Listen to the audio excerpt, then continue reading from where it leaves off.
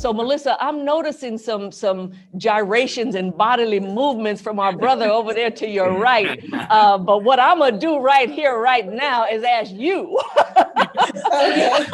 what was happening? What was happening as you Well, were listening? I saw you having some responses. So let's hear it. all the responses. It's so funny because I think that in every relationship there's a dynamic that we coined. Actually, we didn't coin it. Someone else. We say it, but one of our followers said the kite and the string dynamic. And I think in every relationship, this dynamic exists where there's the person that's going to be the dreamer and then the person that's going to be like, well, let's ground some of that dreams in like the strategic planning process. And so as Andre was talking, I was like, oh my gosh, that Kevin is Jasmine, Andre is me. There's an idea and the very next day it's implemented. And I think in order to have what I say is the kite without the string flies too close to the sun. The string without the kite stays on the ground.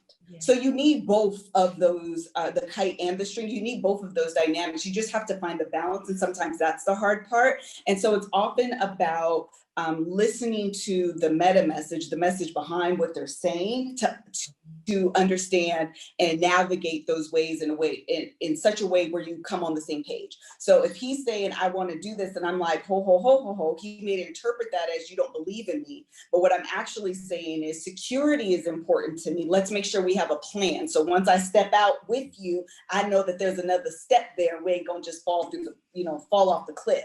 And so it takes a long time, okay, to understand what's really going on. Otherwise, you're just going to be at odds. And that's what I think specifically during this pandemic, that those conversations and what you're really trying to say, even though you're not always saying it, that has been, I think, the biggest blessing almost in this pandemic is really learning how to work together in a way that makes sense. And I get what I need and he gets what he needs as well.